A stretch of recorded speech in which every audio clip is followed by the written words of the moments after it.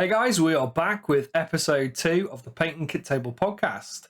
And today we've got MiniMatties, Brushlikker, and we're going to be talking through display painting and classes. So we've all been to classes, painting classes.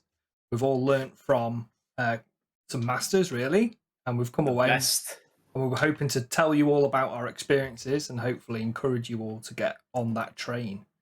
So, Brushlikker, before we get into it, do you want to tell us a little bit about yourself? Are you new to the podcast? Yeah, I'm fairly new to the podcast, also fairly new to Twitch, where I stream, I think it's like 4 days a week.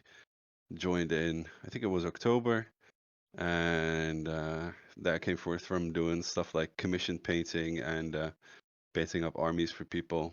Didn't want to do it alone. Started off on TikTok, and from there on matured into the purple place, as we called it there, and go out. Better platform. Yeah, the better streaming platform, most definitely. And yeah, I got received with open arms, so to say. So yeah, that's kind of in a nutshell. How was TikTok though? Because that's quite weird. I've not really heard of anybody coming from that side of things. TikTok was fun.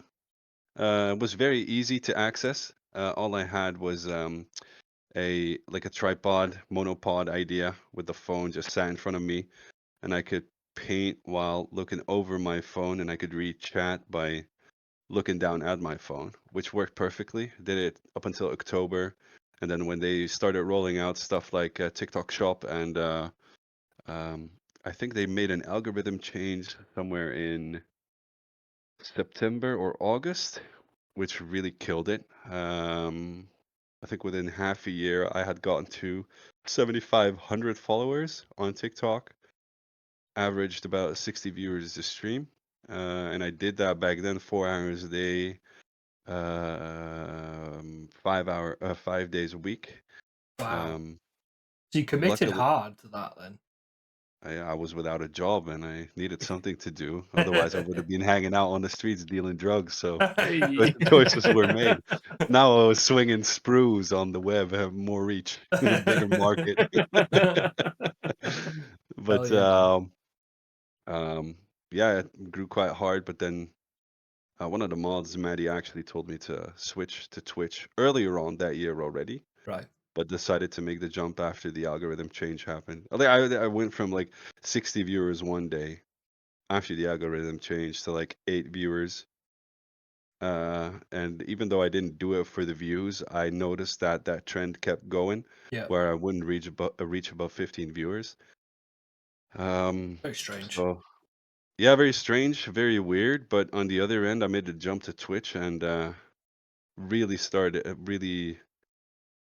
I don't know. I feel like I got received with open arms. Maddie's and me know each other now since that period as well, and basically, yeah. I consider him and Mufasa, basically a bunch of others from the Twitch sphere, yourself as well, as friends already, because it's really, I don't know, it's warm. It is. It's an awesome place, dude. Yeah. How did you two meet then? Because obviously you're both through Twitch. Just through Twitch. New name. Let's watch. Oh, right. Okay. So it's literally like, let's go on him or let's raid him. And I think I was at work. I think I was bored. I was like, oh, let's have a look at Twitch. Oh, Brushlikker. Haven't seen that name before, so I had a look. Very quickly found out he's a Dutchie. Okay, cool. And then around the corner. Found out like, oh, he lives like too close for comfort. And gets even exactly like, keep your enemies close, but you're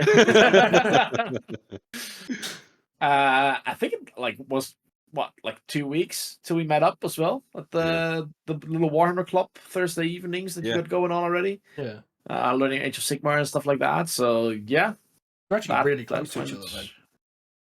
Hour drive max. Yeah, that's not bad at all. That's really not too bad. There you go. Well, you two went on a painting course, so I'm going to start us off basically with you two talking about your experience. We've got up on the screen, so these literally both of your paintings are on. Yeah, so mine is the first, and I think yours is the third, right, Brush? Yeah, last one. Yeah, correct. Yeah. So if you want to just talk to us about what went on, how was it? You know, how many people went, all that sort of jazz. Of course. So this was the workshop done by Tamer Widerspan in Germany, in Soest.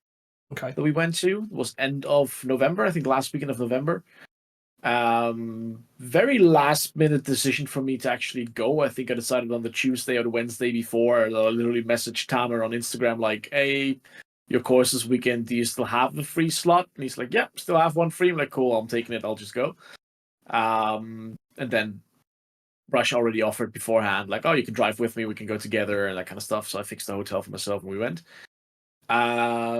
Did not really know what to expect since it was my first time following like a workshop, and it was a 2-day workshop, so it was a full weekend.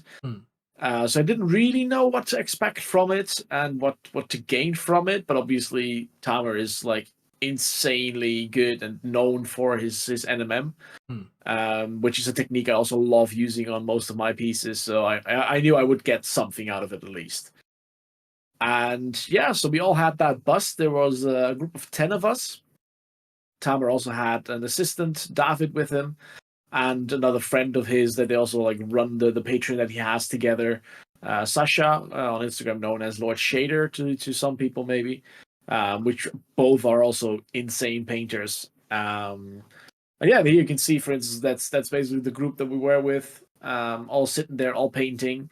So the class started off with Tamer giving like half an hour-ish of explanation of some theory about reflections, how non-metallic metal reflects in different ways, the different materials that you can have and such, the different materials that your model can have. So he went through all of that, and then he started basically painting. You can see on the table in the middle that there's a beamer, so we can all like look at a big screen, at the wall basically. And see what he was doing at that time. So he's got a camera set up here with a monitor. Yeah, he basically had a full-on streaming setup going there. Going to this and then boom, up on the screen. Awesome. So then after half an hour of theory of a PowerPoint presentation, he painted for like half an hour, started sketching out, showed us how he did it. And then it was like, cool, have fun, have a go at it. No real restrictions on like color-wise or anything, so everyone just picked what they had in mind for the model in front of them. And then we just went for it. And whenever you had questions, you could go to him, show him your piece, and he would help you out. Like, if this and this is your idea behind it, then your sketch right now, I would change this more into that, or push that a bit more towards that area, that kind of stuff. So he would give you pointers to put you in the right direction then. Yeah, one of the bigger pointers, or one that also kind of impacted me, was the narrative in which the model was placed. So the idea of, to give you a better idea of how to start painting your model was, okay, what area is your character standing in? What is the scene? What is she doing? Where is she headed? Like, what is the narrative behind the model?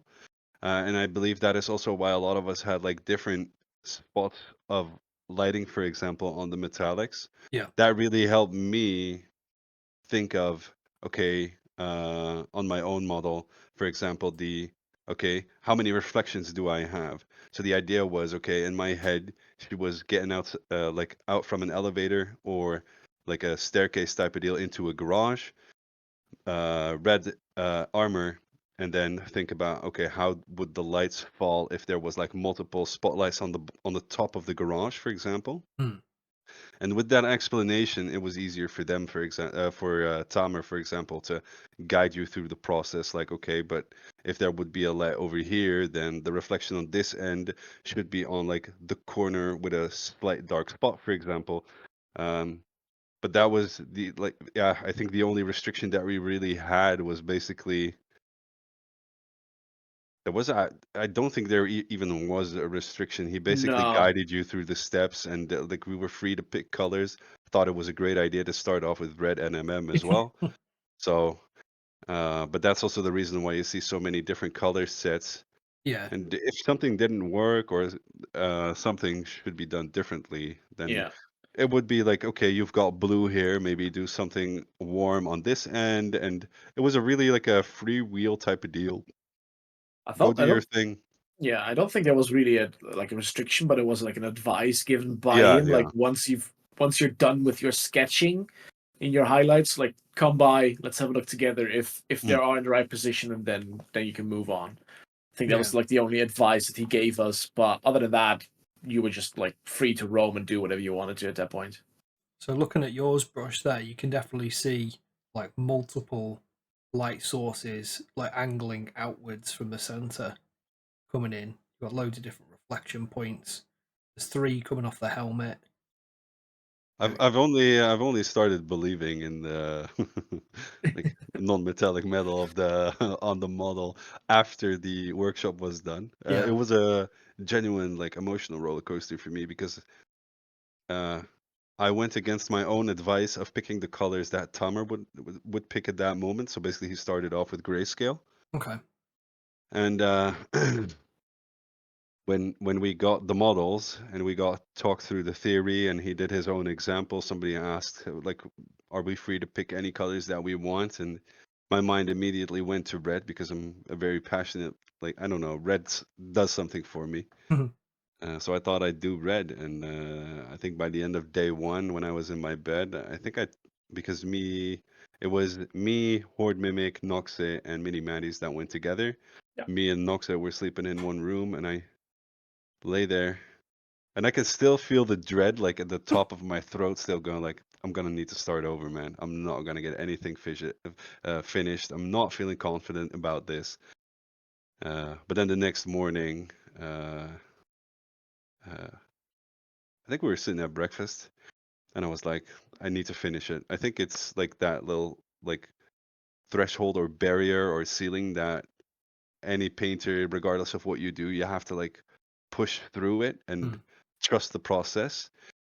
And I think it was that when we drove home after the workshop, when I dropped off Maddie's, Mufasa looked at the model and he was like, I like it. Looks good. It does look bloody Obvious. good, mate. Like, it's Sorry? fantastic. It's bloody good, yeah. No, I You're appreciate proud of that. yourself. Like, and this was like your first big attempt at it as well, and you did it essentially in public. Like, you know. The only thing partially finished is the NMM on this one. The rest of it, I genuinely did not have time for because I wanted to get the idea of having, because it was Tamer, David, and then you had Lord Shader. I don't remember the other guy, but there was a fourth like really good painter there as well. Right. Yeah. And I think that also helped that second morning, that second day, with the idea of, okay, I need to get as much input from them as possible. MiniMatties supported me as well. He was done quite early on the day. On the Sunday, he came to sit with me, basically getting as much input from those guys to help me feel confident with glazing, feel confident with light placement, feel confident with the rest of the coloring as well, and the rest of the lighting as well. Because with the NMM, you also got to take into account the reflections on the coat, the inside, the outside, the visor on the helmet, which I didn't get to, and then also the face and stuff like that. So at one point I was like, okay, I want to see like the idea that I have in my head, where it will go when it's kind of done. That's also why her face looks really flat and her hair looks really flat, because I basically just slapped some color on there to get the idea in my own mind. Start blocking it in and start figuring Yeah, it out. exactly. Just basing it out a bit.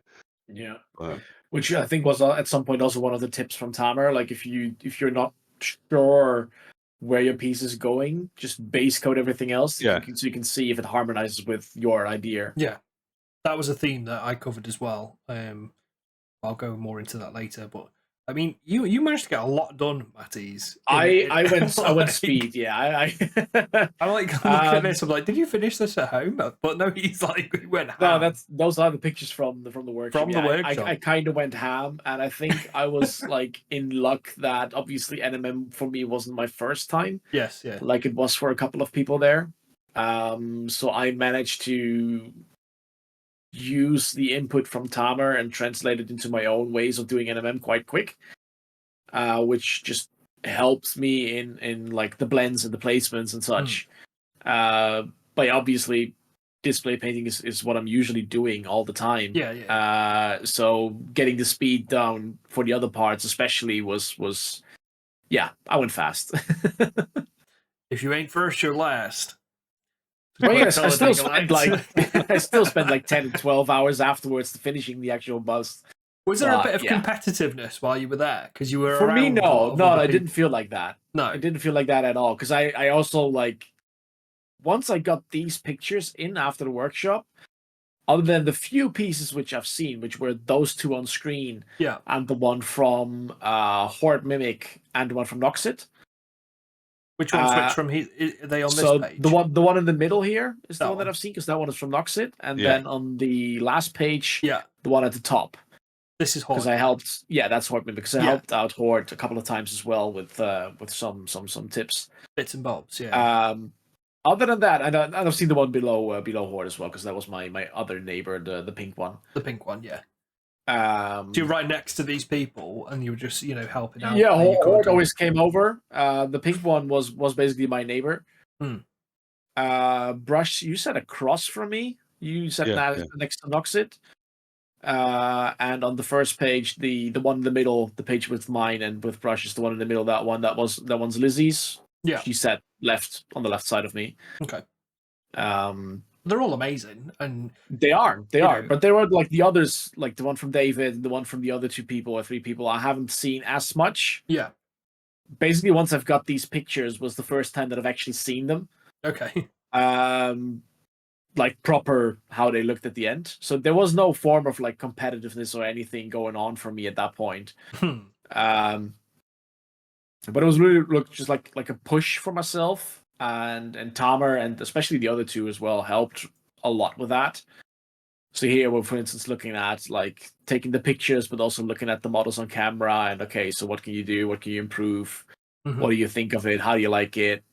But also during the day, at some point, Lord Shader dropped by. He's like, "Okay, cool. Let's have a look at your skin tones," because he figured that I was struggling with those a bit more. Start over. It wasn't that bad, but he did take like a picture, grabbed the tablet, went into Photoshop, and like, okay, so push that highlight there, tone it down there, and this.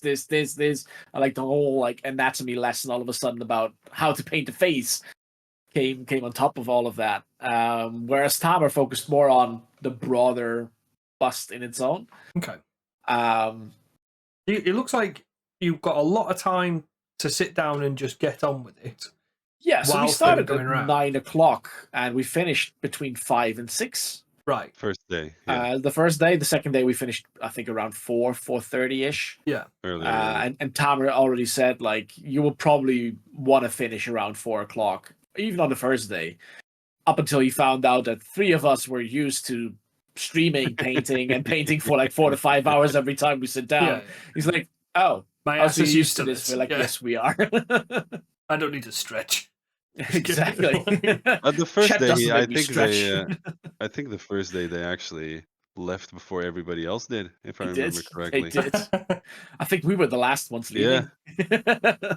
And then you went for a drink at, again, the advantage of having a 2-day. You went for a pint and a meal afterwards.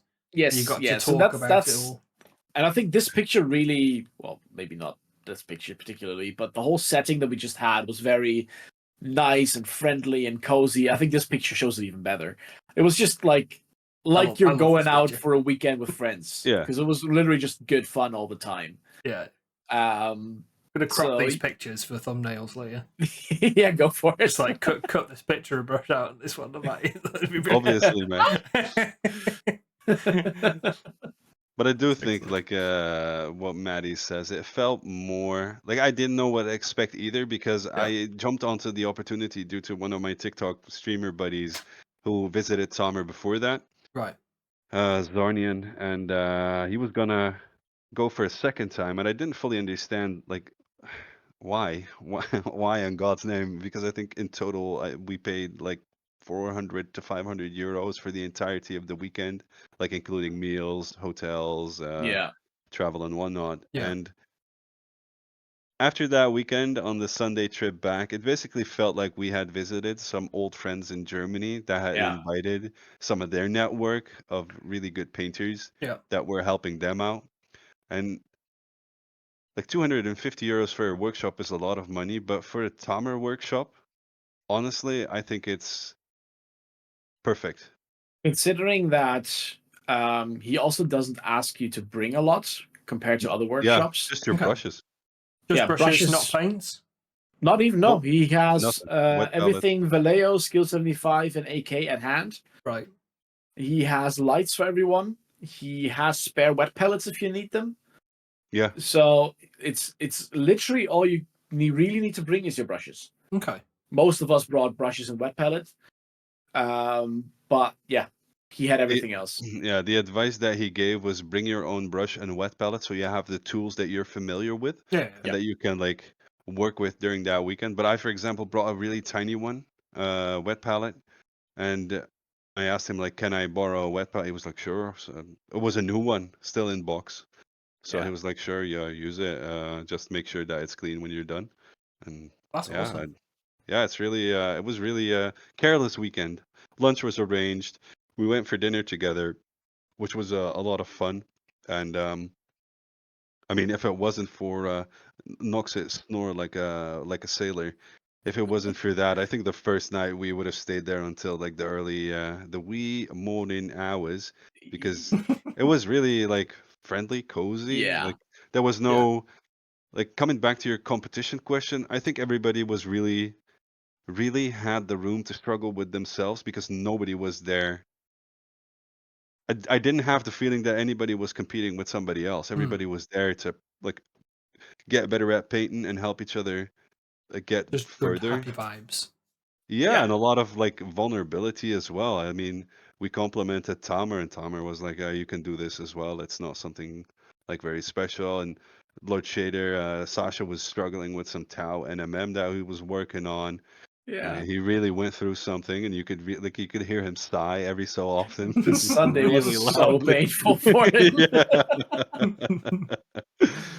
And just good folk and the participants. I mean, we were like a friends group of 4, and then 6 others, but really friendly folk. Really, like I don't know, just as I said, weekend.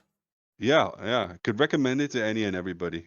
Absolutely. To be fair. I mean, afterwards, it kind of turned into a friend group of 5, but that's yeah. For the price point, I feel like you've had a lot of value for your money, and it's also been a nice like weekend away, and obviously the second day said, hotel, or travel, etc. It was also just very, very chill and down to earth. Even though you're literally sitting there with a pro, of course, and a couple of pros. Yeah. It was very just Tammer Brothers speaker. There was some music played. I think 80s most of the time because that's what they mostly enjoy. Yeah. Some classics and just stand up, walk around, look what everyone else is doing, have a chat. There was nothing like sit and paint, So it was very chill, very down to earth, very friendly. I like that.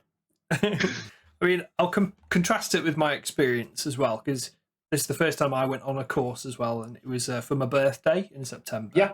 And I was lucky enough to go to the dual class, which AC Miniatures and Phoenix Miniatures was putting on together. And when I saw it come up, I've met them both in person at GriffCon 2021, and I was like, I really like both of them as painters. I was very much painters, yeah. I wanted to get on one of their Patreons at some point, but I've never quite done it. Never quite pulled the trigger. So when I saw the opportunity, I was like, I'm going to do this because I get to learn from both at the same time. And it seemed like a very different experience in some ways because it was in Northwest Games, Element Games Northwest Gaming Centre. So it was very noisy, very busy tournament venue, and we had like a nice tucked away corner and some sort of like blind things to sort of block out a little bit of the noise. But in a way, that made it a little bit more intense because we had to really concentrate like on what people were saying, right? Because sometimes I could really hardly hear Phoenix, so I had to really like lean forward and focus on what they were saying. So we had like 3 rows of tables, then each of them would have a table each in the corners, and essentially we'd break up the class into 2, and AC would be teaching something, and then Phoenix would be teaching something. we'd then come away, practice that, and then swap, come away, practice that. And that seemed to be like a little bit of a repeated motion. So we had a lot of intense teaching, I felt like. So like, you know, you guys got really intense on NMM, and then you got to go away and practice it and go through and talk it through and really develop the idea, which is fantastic. I felt like I was very much bombarded and information was crammed into my head, right? And I wanted that, to be fair. For example, you know, like going over to Phoenix and he's like, right, I want you to bring like a knackered brush with you, and I'm going to show you how I do my fast stippling like techniques and all of my texturing and stuff like this.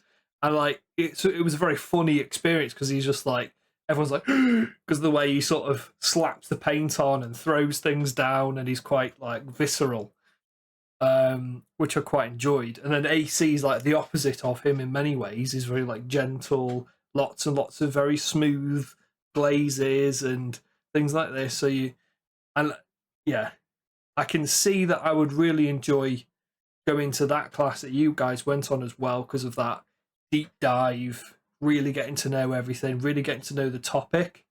And that's why I think Phoenix was going to host another NMM, like a pure NMM course, because he did cover NMM briefly in one of the segments that we did. But because we covered that many angles, I felt like we could have really doubled down. This is the picture that we did on the day, and we've got a little bit of a halfway mark and then what I'd finished the day with. And as you can see, we'd done a mixture of a bit of non-metallic, like texturing the non-metallics. We did about the leather and then skins. And the skin was very interesting. Like I felt quite confident with skin. And he kind of said like, don't go from purple, but I kind of went in going at purple just because I wanted to practice that. But the leather, definitely learnt a lot from that. And I want to finish this model at some point, but like it felt like I haven't got a lot done, but it was only a one dayer and it was only about 7 hours. And there was a lot of like, right, come on lads, come round the table.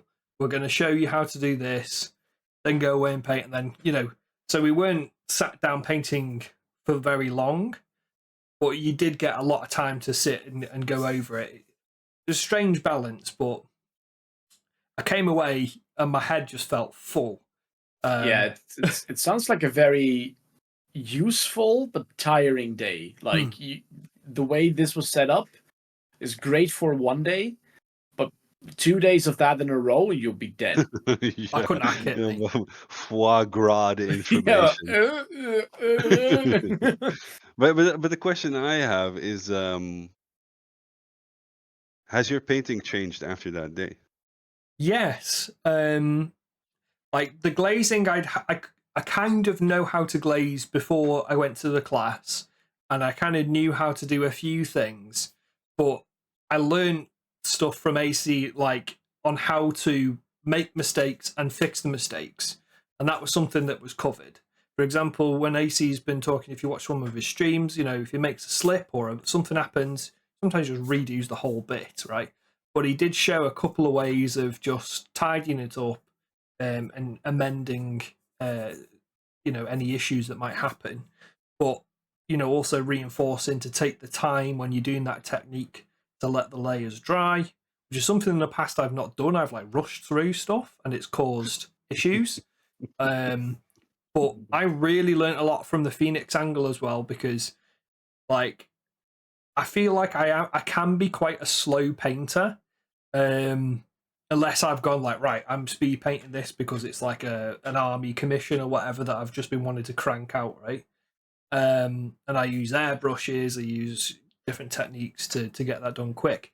But when I see the Phoenix style, it's all about building up texture very quickly, using washes and thick glazes and other things to like really punch in that color and contrast it quickly.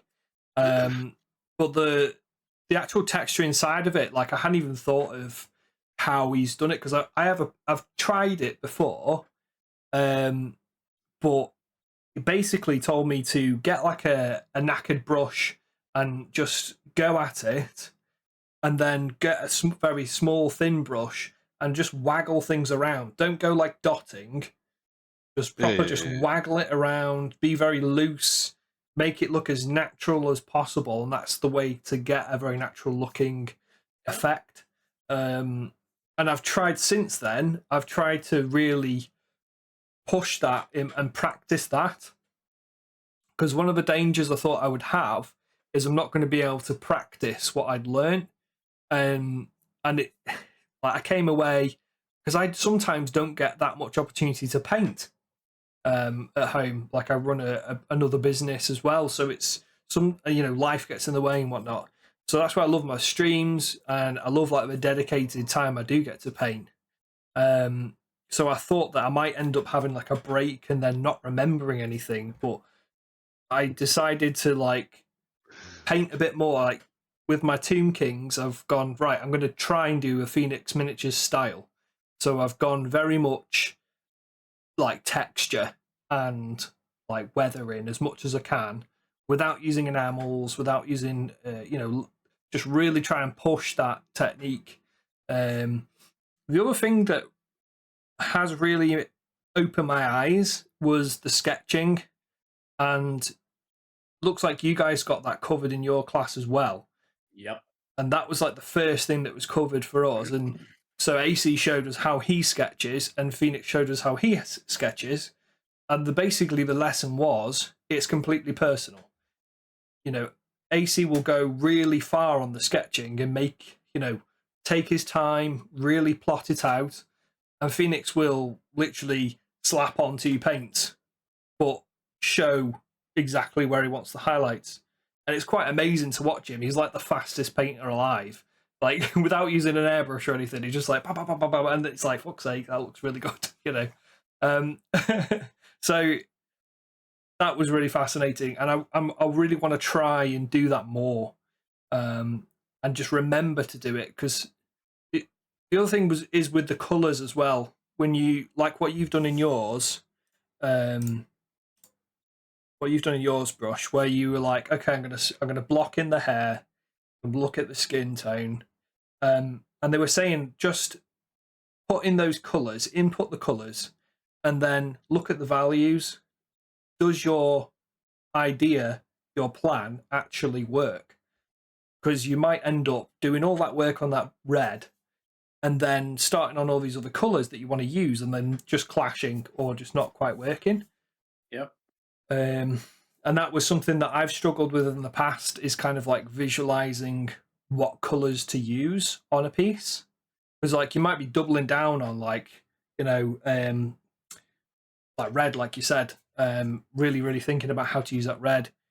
But then you put in a clashing green or something else that doesn't quite work, and you'll have to adjust it on the fly. And some of us will do that and then lose confidence in what we've done, and they go, screw this, strip it, start again. So I don't know if that message was repeated to you guys at all. Go ahead, man. Go for it. No, go for it. You're the guest. What I got from the because a lot of what you said I echoes with me, like the idea of just having a full weekend dedicated to painting, and we're talking a lot about NMM, but basically that entire weekend for us was just painting and getting feedback on anything and everything you do. It wasn't like as soon as you got at him about skin, then he would be like, no, non-metallic metals only. Yeah, but but it was more like I had like the same fears, but what I noticed after the weekend in which we did the workshop was the growth in confidence that I had gotten, and a lot of the techniques that I applied that weekend, I got either affirmed, or I got how do you say, like a bevestiging in Dutch. Confirmed? Yeah, confirmed in what I was doing was the right idea. What was also really liberating was the fact that there was about 12 to 14 painters in that room, and there was 12 to 14 ways of painting, and that was really in that sense alone. I don't think if you have a workshop that doesn't cover anything at all, then don't go. But I feel like a workshop in and of itself puts you together with a lot of, in our case at least, like high value painters that can help you push beyond any like insecurities or anxiety inducing steps. Yeah. And what you see on my model here as well is me just trying things, testing things, looking at things. And then when I went to Tamer, for example, with the skin color, he was like, "This is not done. I can't give feedback on this." And I was like, "Yeah, you're right." Basically, I mean, so it pushed us as well. At least in my case, it pushed me to try and segment the model up, go for something, finish it up, and then converse with the people around me to like give me feedback on where to go with something. And I applied a lot of new things on this one as well. I got a brush from Lord Shader, which I think it was Artist Opus Series D1, which he used to do like tiny, tiny details, like little scratches and little stipples, and got a lot of series M or size M one or even, size 1 or 2 or whatever. Yeah, I had a chat with him about those as well. What are these? And yeah, look at all of you fancy people with your Artist Opus brushes. I hope you saved his DNA though, because you might need that at some point, Brush. Sorry? I hope you saved his DNA. You might need that at some point. He's also licked your brush. Yeah. Exactly. I have indirectly kissed with one of the best painters out there, so they all be jealous. But it really opened my eyes to, for example, what certain brushes can do. What even like the angle at which you hold the brush to like the model, what the possibilities are, for example. And I think it's like you might not immediately be able to like pinpoint like I've learned this from this weekend or I learned that from this weekend, but afterwards, like I'm using colors now that beforehand I didn't use at all. Like I'm starting off skins tones, for example, with greens and pinks and blues and purples and whatnot, and then start building them up slowly. And before that workshop, I think I might have seen it or heard people talk about it or whatever, but I wouldn't have tried it myself. And now I'm feeling way more confident. I just blast off, and I'm not afraid to like repaint something that I've done. I feel very confident in just starting off, going along, and if something is not to my liking, like I've never been a proponent of stripping models. I don't believe you should ever strip models. It's the only like hill I'm willing to die on, because that's what I like about mini painting is if I look back at the model that I painted, like when I started 7 years ago, like it's a physical product of the growth that I've been through from that moment on until now. Yeah. And there is always growth when you put those things next to one another. So it might not look like something that you've like genuinely done well today. But if I put it next to myself when we did the workshop back in November, I've had like a tremendous growth. Just in confidence, just in understanding my brushes, just in understanding my palette, just in understanding glazing, just in understanding non-metallic metals, textures on skin, textures on leather, you name it. And I apply all those things like even in the simplest of models that I paint. Yeah, it's a lot more like knowledge, and weirdly enough, you for some reason turn that knowledge into a form of muscle memory. Like, oh, I have this color, so I just know now. I don't need to look it up or whatever, but it's just, out of muscle memory kind of style. Oh, let me use that color because that harmonizes very well as like a shadow color for this, or like an undertone or whatever. And funny thing that you mentioned your growth as well, Brush, because in January we obviously organized a little paint day here at my place. Yeah. With like 7 people, and we all started the Lothric Night that I recently finished that I still need to go back to because I need to work more on it. So we all had a night in front of us and started sketching out NMM, and you could literally see the people that were at the workshop from Tamer, because Hort was there as well, Lizzie was there as well, Brush and I were there. And there was Mufasa and Mr. Roz joining us, who weren't at the workshop, of course. And their approach to the night was so different to the people that actually followed the workshop. Yeah, that one, exactly. Because we started sketching out how we learned it during the workshop with our NMMs, like, oh, highlight there, brighter colors there, this, that, before we actually started, like, blending in and getting all the OSL in and all the transitions in or whatever. Whereas the others did it the way I did it before. Dark, and you start building up towards your light. Yeah. Instead of you have your dark and you're sketching your light, and then you do everything in between. I feel like I was going to mention this before with brush, like the evolution seems to start with like learning different recipes from different people. So you'll be a recipe painter, and then there seems to be a shift in your mindset towards starting to mix, starting to experiment, and then going forwards, you can work with pretty much any color. There seems to be wherever along that line, it feels like fully agree. That seems to be like myself as an evolution of how I painted from when I was a kid to, starting to learn how to do things a bit differently, and then, and I think since I started taking painting seriously in the last 4 years is really when, as soon as you make the conscious decision to take it seriously, is really when that evolution starts to happen. Because before that, you might be on Patreon and you might be like, oh, this is how to do leather. Okay, it's Rhinoxide, it's Mournfang Brown, it's you've got those recipes. Yeah. And it's a similar from what you just said there, Matties, with going from dark to light, because that's all a lot of people viewed it. Chaos Black Spray, starting off with your Rhinoxide, then I'm layering on my Mournfang, then I'm layering on my whatever Karak Stone or however people used to do it. And again, there's nothing wrong with that. You can still use that technique as well. That's what Lord Shader did, for instance, because he was like, I don't like the sketching in of the lighter tones first. Yeah, I just prefer building it up, which is totally fine. It's a different way of achieving the same thing in the end. But like you said, there's this like recipe learning phase. Yeah, and at some point you've learned a few recipes for the same thing, and you start coming up with your own recipes. It's like being a chef in the kitchen, and you get the experience like, oh, but if I add a little bit of, I don't know, paprika or pepper or garlic or whatever to this dish, it will taste better. Yeah. It's literally that, and all of a sudden it's like, oh, I have this recipe for like NMM gold, for instance, from this person that I've used for years. But what if I add a bit more purple into it, or what if I add a bit more green into it? How will that affect my piece? Yes, here you can, for instance, see a lot of the sketching that I've done at the beginning.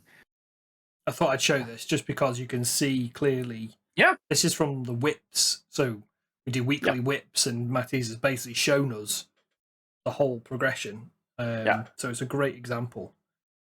I think this was the phase where I literally just had like the leg done mostly, and that's about it. Yeah. So you'd started it off, got all your sketching in. You can see all the sketching, and you'd started refining the process. Yeah, and it's just this complete different mind shift. When did you pick this? Well, sorry, when did you start shifting? When did you start approaching things like this? Ooh, that's a tough one. I think that happened for different parts in different models just during the process of painting a lot. Yeah. Adding more different colors to my skin, for instance, happened, I think, around last year. Actually, end of 2022, I think, when I started working on my SMC pieces for last year, like 7 Dwarfs and such. Yeah. That was when I really went into like, cool, let me just, try different stuff, add more greens, blues, yellows, reds as an undertone for my skin on top, to help really settle more of the vibe that I was going for. With NMM particularly, it was during this workshop or after this workshop, because I just realized like, hey, there's so many different ways to achieve the same thing. And seeing how Tamer used a very dark, even darker than Rhinoxide brown for his silver NMM, at first my brain just went like, wait, what? Yeah. How? And because he literally did like, his colors were, it's called Grim Brown from AK. I think he put like an off-white or an ivory mixed into that. And that's it. And the white. Those were his colors. And that's how he painted all of his NMM.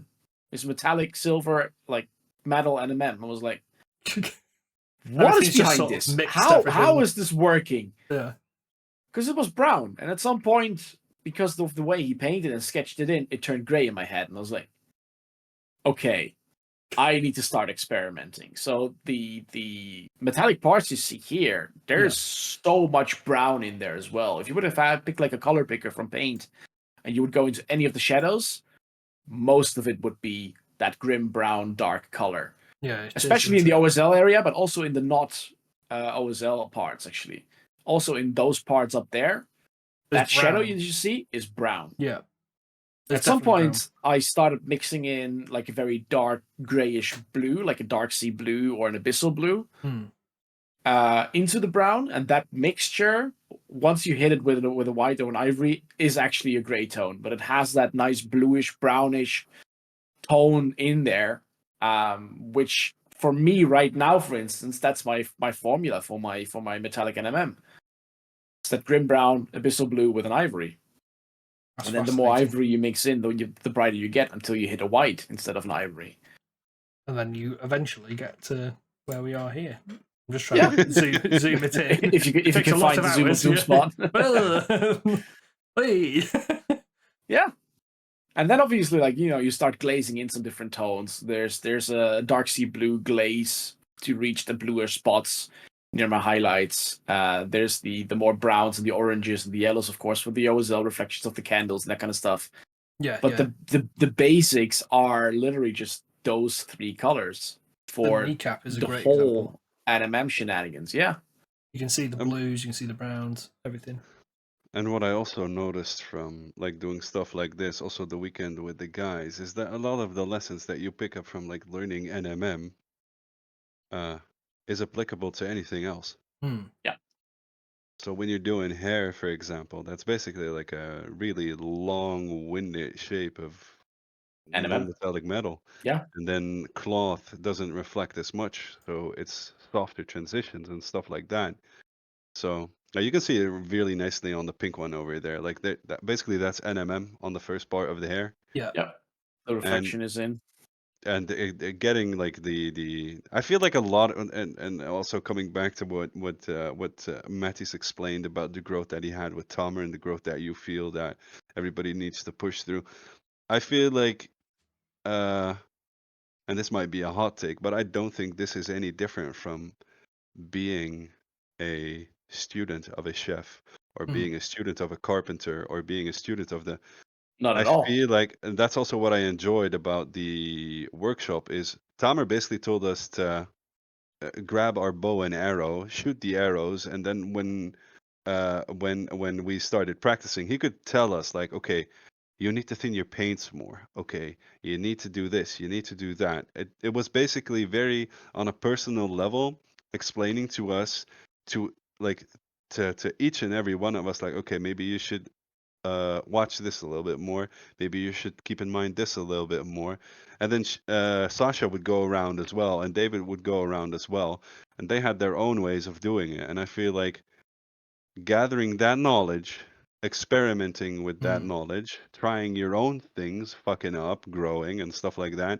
I feel like it's more of a confidence and knowledge issue of allowing yourself to just screw up and being corrected by people that know more about it than in my case, for example, the people immediately around me. I feel like that piece of connection to masters out there is like worth every penny. Hell yeah.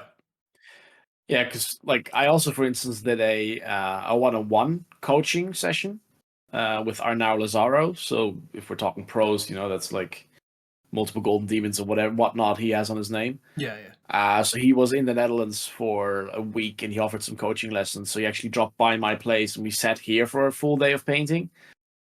If I compare that to the workshop I did with Tamer, where doing the workshop with Tamer, you obviously, like Brush already said, you had like 12 to 14 different people with all of their own styles and such. So you learn a broader perspective like we were talking about recipes earlier on, you're learning lots of different recipes for the same thing, for your own library, basically, to then start experimenting with and combining and changing up and such. Whereas doing the one-on-one with our now, it was really cool. We're sitting down. We both have the same model because he basically asked me which model we wanted to paint, and I had a model that was from his own company. So yeah, the one on the right is mine. The one on the left is his. He said, "Cool. So what do you have in mind for the model?" And he started talking me through how he comes up with stories for his pieces, how he picks his colors, what kind of research he's doing to come up with the colors for a piece. So Pinterest was like a huge thing. Look up artworks from different artists, not this model, but just 2D artists, digital artists, other paintings, just for the colors or the type of lighting or the type of OSL reflections or the type of skin tones, everything. So we had like basically this like sketch block kind of thing out of, I think, 8 different art pieces that had like elements that I wanted to use on this piece. It's like, okay, cool. So now we're going to translate that onto a model. And then he showed me a few techniques that he uses quite often, that helps with the blending, that helps with your brush strokes and such. We also utilize the airbrush a tiny bit. It's literally just like to apply a tiny filter onto your model, like the reddish you see on the cheeks, for instance, on her face and on next to her abs. That's been applied by airbrush, but that's literally the only thing we did by airbrush, and then we like glazed and blended over it again to add and more variations to it, and also smoothen it out, but at the same time blend it into the model again as well, so you would not even see that it is the airbrush that has done that. So that's quite an advanced take there. That was the airbrush. Like I said, what you're seeing in front of us, that took us 8 hours of painting. Yeah.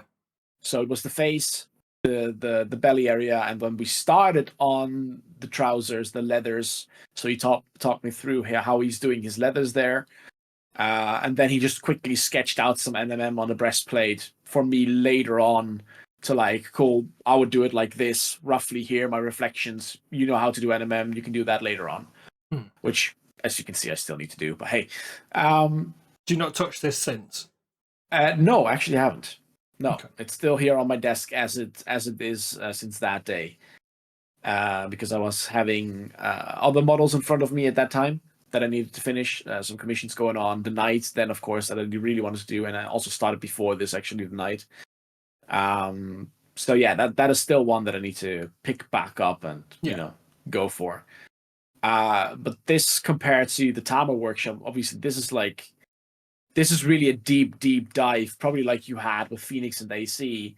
But then there's not 10 or 15 students. There's literally only you. Yeah. So he's literally sitting next to you, and obviously, since I have the streaming set up here as well, he could literally see my every brush stroke that I did. And he could also tell me everything I could do different, correct, change, etc. To really get the best result out of it, which is really, really helpful. But at the same time, you're only learning it his way. Whereas the group workshop with the Tamer, you're learning it in many ways. The other thing I wanted to just touch on from the group workshop is that you are around all these other people and you're picking up on their conversations. So, like, when I was you understand them. Working, well, yeah, okay. If I take the workshop I went to, everybody was speaking in English. It made it simple for us in that regard. So, for example, I could hear on the table over, like, somebody had called AC over because they were going round, and have you got any questions? Why don't you have a look at this? And I want to say 2 things about this actually. But you could hear somebody go, "Oh, I'm really struggling with this bit," and then they'd chime in. And so sometimes you are answering questions you've not even asked, and that actually helps. And I think that probably helped you, Brush, as well, because you were saying that your neighbours, you were able to see what they were doing, you were able to hear what they were doing. The other big take that I got, which was one of the questions I had, was how, like, I hit a bit of a brick wall, and I try to visualize where to go next with it, and I think this is actually one of the questions from the first podcast when I said about how to visualize where the end point is. But basically, Phoenix went, get your phone out, take a picture, change it to grayscale, and then look at where the brightest spots are. And I did that, and that immediately, just like a light switch had gone off in my brain, I sort of was able to visualize where I want the focus to be and start thinking of things as if I need to have a focal point. I want to draw attention there. How do I do that? And I'll bring that into the brightest point.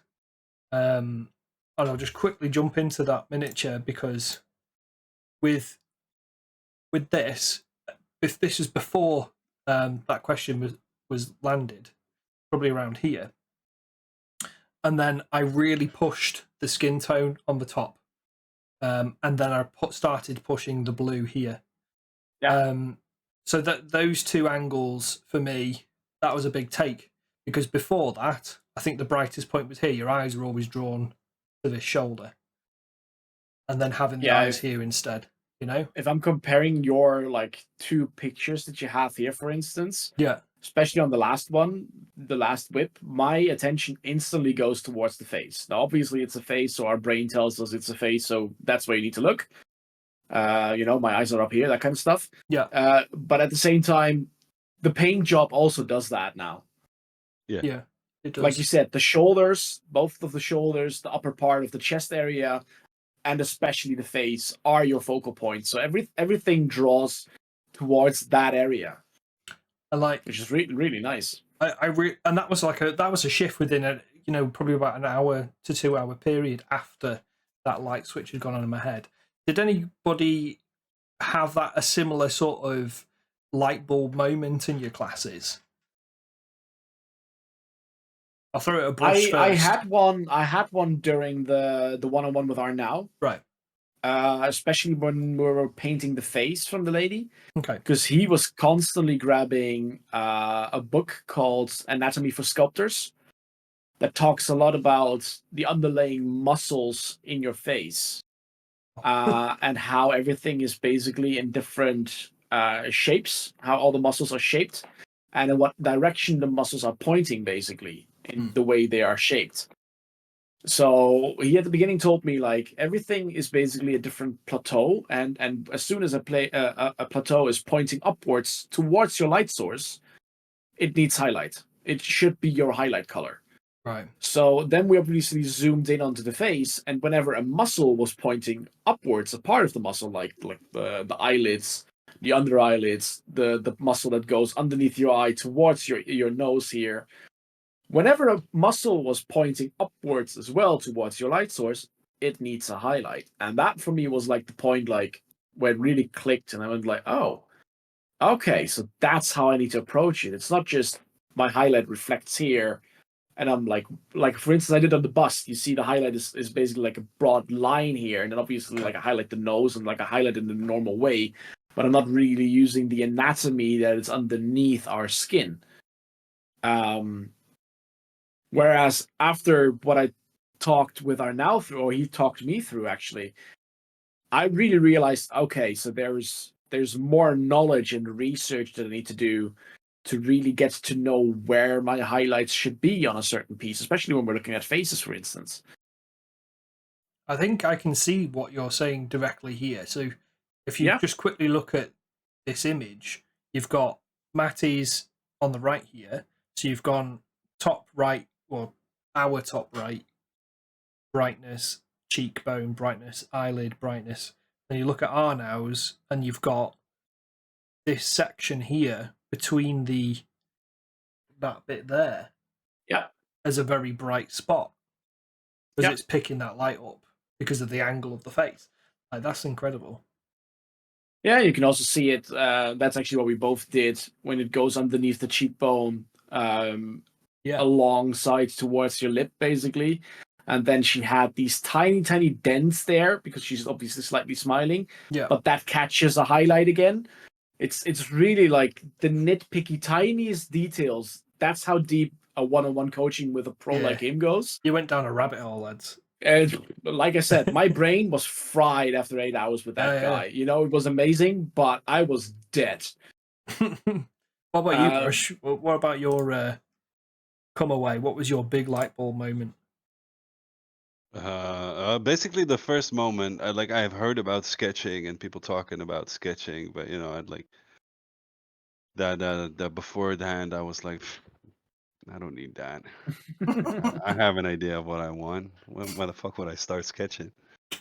But then seeing Tamer doing an NMM sketch, and he did it just on one of her breastplates, basically the top half, and seeing that being done at that moment, and correct me if I'm wrong, but I think he just used white to get his brightest highlight in. It was an off-white. It was not his highest ivory highlight, or something, but it was close to And he did that, and then he started adding a little bit of white, and it immediately looked NMM. Yeah.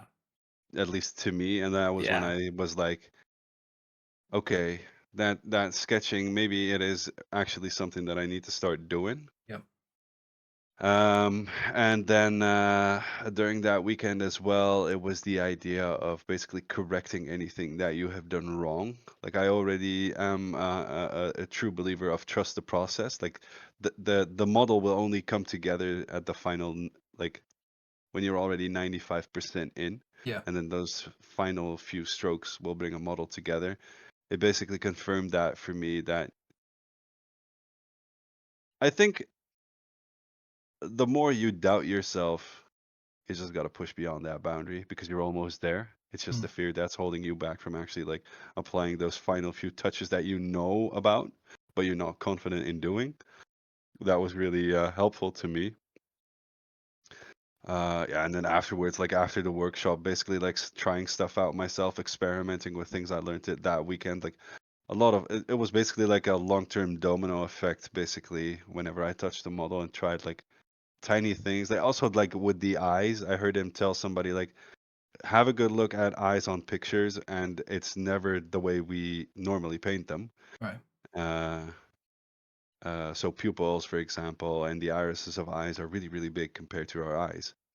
Like there's almost no white space on the camera now as well, for example. Yeah. And it's just that like the tiny little like remarks. You know, an apple a day keeps the doctor away, like that type of deal. I keep them in the back of my mind continuously now, and I apply it to everything, like even army painting, and then doing heroes. Just going ham and just trying things and applying everything that I've learned, and not to the degree that I have like a showpiece every time. Yeah. But if the wing on a model is showpiece worthy and the rest of it is all right, I'm a happy boy because I was able to practice that thing on the wing, for example. Yeah. Is this when you were going through your veins from one of your streams? I remember seeing it. Yeah, that was a crazy buildup of layers and just trying. Like I had this idea and I was like, okay, if I look at the anatomy of bat wings, for example, how would that look? Okay, this one is magical and from a fantasy type of realm, so fuck it, let's just go.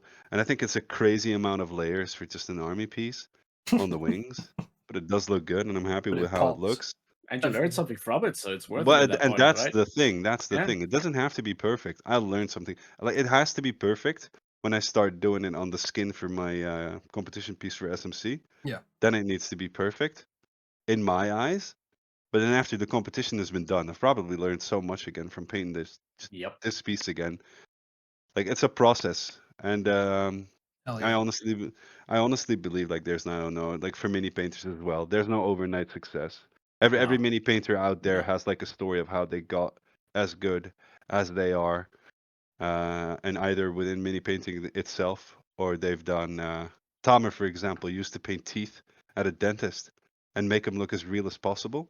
Right. For implants and stuff like that. So he took everything he learned from that and started applying it to minis. Yeah.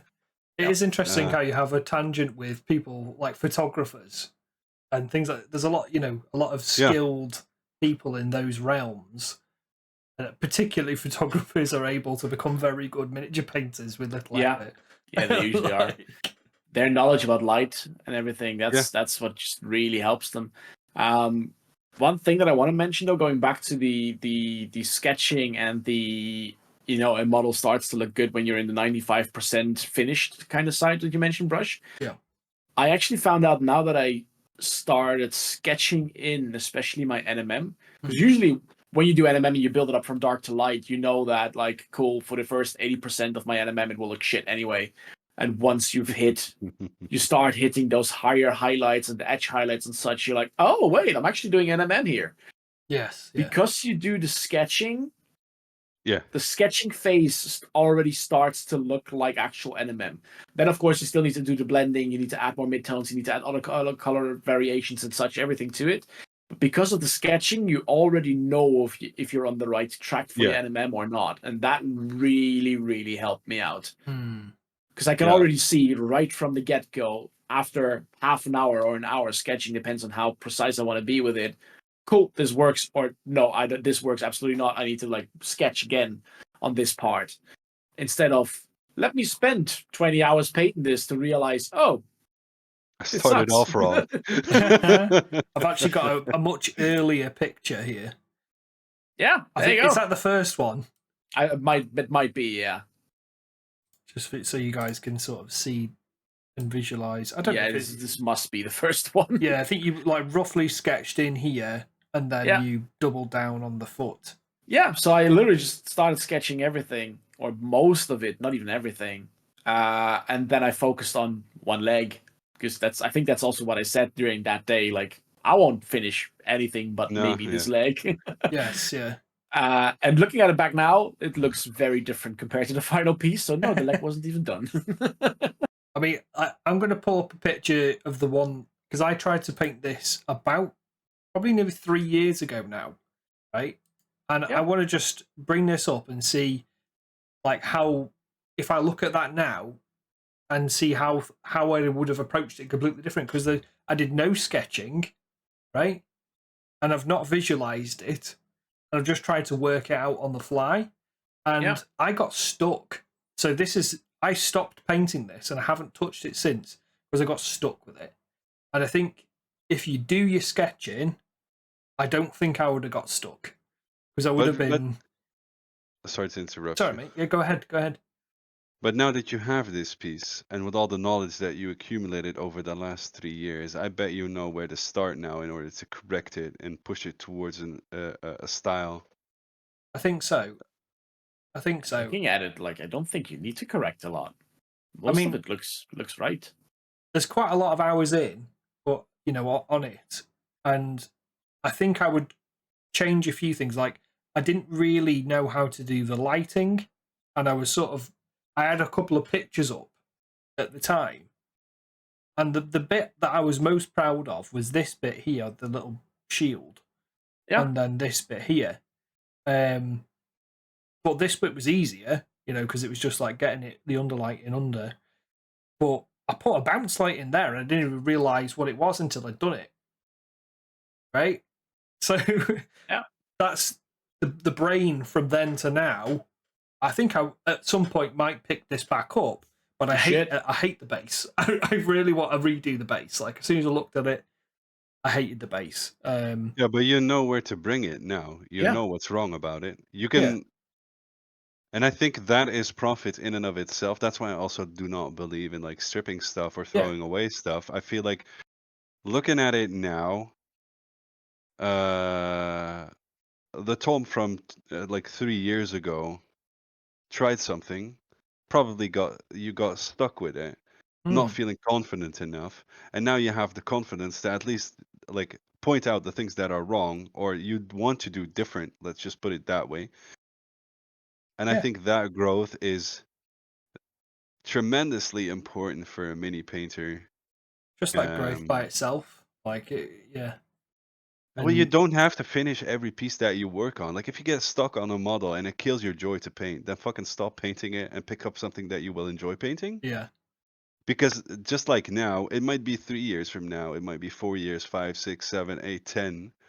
But just they're learning pieces, they're growth pieces, they're part of the journey. You will fuck up, you will fail, but that's where the growth and the learning lies. And it might not be immediate, but like in your case, like, I think I was in your stream and we were sharing the Lothric Knight, me and Matties, when you were streaming, Mm. and that's when you got reminded of that piece. You I looked did, at yeah. it again, and then It's like shit. I think, remember that. well, yeah, but that is your opinion, and that is a valid opinion to have. But that is also your like route journey to go through to in order to like jump up a level and become Big Mario, so to speak. And also, while we were chatting about classes and great painters that we can learn from and everything, and different approaches to the same subject like NMM, Lord Shader just posted something in my Discord, his current whip project. So that mad is something. I actually posted it in the chat that we have. Should we bring it up? Yeah, just bring it up. Sasha is I learned a lot from him as well, and God damn. Yeah, there you go. It's a completely different way than Tamer does, because you can see nothing else is sketched out. Yeah. Because he doesn't like it, but at the same time he has the knowledge. So if you don't like sketching, don't do it. Find your own way.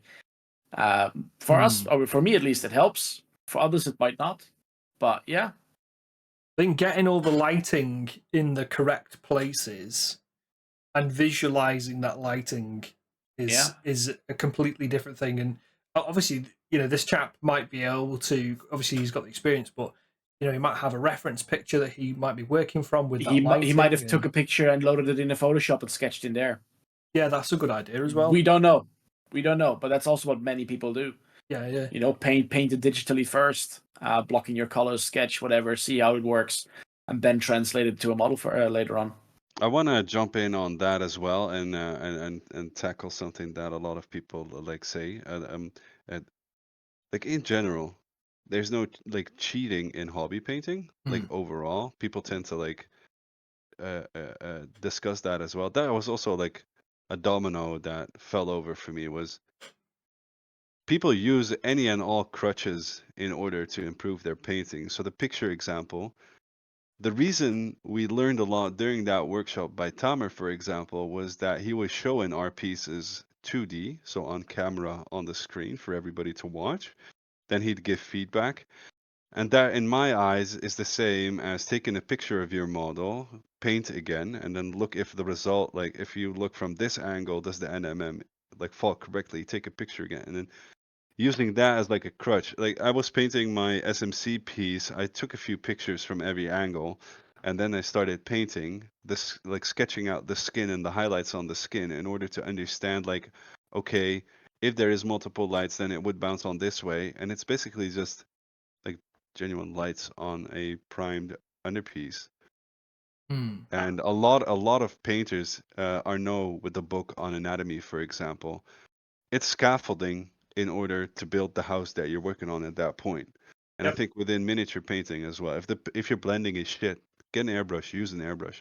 If you're glazing, or if don't blend, you don't need or it. don't blend, scratch it in. That's what Tamer did, for example, on the NMM to show us like just tiny scratches will get you an NMM effect as well. Like this is a perfect example of that. There's a lot of scratching, and this is like more of a Phoenix art style as well. It doesn't always need to be silky smooth. It can be rough as heck, as you can see right here, but it still has the effect.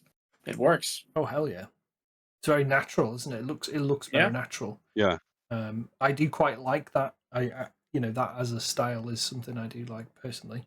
But I mean, just to wrap things up, check because we have gone over an hour. We're on an hour and 13, guys. Like, thank you very much, both of you, for joining me again. This is actually the second recording. Okay, I forgot to say at the start, but this was the second recording of this podcast, and I'm glad we first did it. Recording. Like it's been yeah, it's the first recording. Yeah, I think we have covered most of the same things. I think so. Maybe one thing.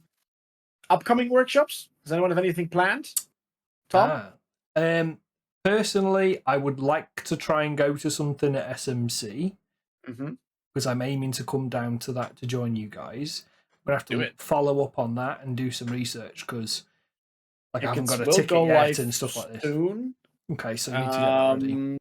And I know SMC is Saturday, Sunday, but this year they will also offer some workshops on the Friday already, which I will actually try to attend one of. which is by Tamer again, and it's about OSL and NMM. So basically, OSL reflections on a non-metallic metal piece. So I'm like, that's my guy. Brush, you got anything? Any ideas? Anything planned? At the moment, no. My life is kind of frozen. SMC is kind of a question as well. So we got a second one coming up. But I've been eyeing or thinking about looking for somebody that is a specialist on oil paints. Because I feel like I don't want to say I got acrylics down, but I feel like oil paints can help me up. On that subject, I'm actually still talking to Lucas Zaba Art for the people who don't know him. Yeah. And he's doing lots of stuff with oils to cover basically his basics, and then moves on to acrylics afterwards. We're still looking into doing a workshop here in the Netherlands around July, hopefully end of July. So I'll keep everyone posted about that in the Discords. Better make sure that room is air conditioned, bro. Dutch summers. Yeah, it's a hotel. It's the same setup as Tamer, so give it like this. Yeah. Cool. Great setup. Honestly, looked really good. Very nice. Yeah, just looking at that, and I'll see it. Hopefully, get at least one day of SMC in, maybe. Hopefully. Yeah. Yeah. You're not too far away, are you? So you can swing by. 3-hour drive. 3-hour drive. A short swing by. It's a small country, but we're on opposite ends.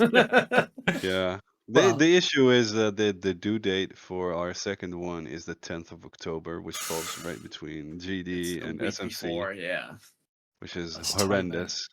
But the previous one stuck around for 2 weeks later until they had to bring him. So maybe this one's cozy as well. We'll have to see, man.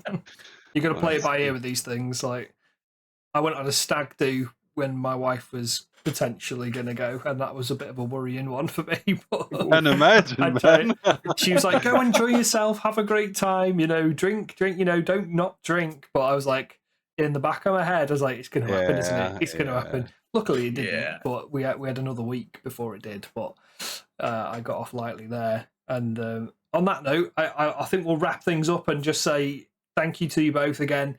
I hope you guys watching have been inspired to go on a course, because I would love to do as many as humanly possible. It's just a cost thing, right? Yeah. If we had infinite money, I'd be there every blooming weekend. You know what I mean? If people want to learn or try something like coaching or course, or like a smaller step, instead of investing 200, 250, 300 euros for a weekend workshop. I mean, all three of us offer coaching sessions as well, right? True. Yeah. So if you just want to try something out or whatever, book an hour with one of us and see if you like it. Yeah, we're all.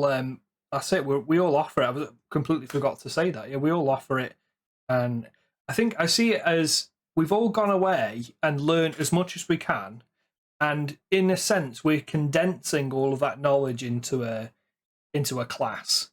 And that's kind of what I've done with my previous ones. I've literally just gone away and I've like, right, what do you want to learn? Okay, this. I've gathered everything that I can, and I've literally just condensed it to them. How do you guys approach your one-to-ones? Really depends on the wishes from the one that I'm coaching. What they want to focus on, what model they want to work on, what type of technique, what their current skill level is as well. So right now, for instance, we're both painting up the same busts during like a 1-hour coaching once a month. Mostly focusing on skin right now, for instance. So I'm really using lots of the stuff that I'm learned from Arnau, putting that into practice in my own type of way, in my own type of way of painting, and trying to teach that to the next person, basically. Yeah, and you, Brush? Well, I do classes, so together on a model that they can select, and we just go through it, and whenever anybody has a question or whatever, we go through the steps to achieve a certain goal, and the one-on-one is all up to the person that takes the lesson. So tell me what model you want to paint, I'll get it. Tell me what you want to learn, and then any questions or anything they have, we tackle during that hour. And if they do like homework. Setting homework. Yeah, just Yep. 10 pictures and we go through that. It's I don't know, a little bit of freewheeling. It's also like a passion thing. Yeah. So it's difficult to like price it because I also enjoy doing it. So yeah, the group classes is where it's at, mate, as well from that angle. yeah, it's cool. Because it's like a live stream, really, isn't it? And then just a bit more secluded and private. And no pants. So no pants allowed. Pants. Well, guys, if you want to follow either of these two gentlemen, all of the information will be in the description of this video, as well as the links to some of the classes that we've been on and similar classes. So I'll ask Matties to send me over the links to Tammer, and I'll send you the ones that I went to with AC and Phoenix, because they do have stuff upcoming. Wish you well, and hopefully we'll catch you on the next one. We'll definitely have Brushlikker on again. So catch you guys soon. And obviously these guys both stream on Twitch, so check them out. Again, links. Please drop them a follow. Lots of love to you all, and we'll catch you on the next one. Thanks for having me. Have a good one, everyone. Ciao. Bye-bye. Yeah. Oi, oi, oi, oi, oi, oi, oi, oi. Yeah.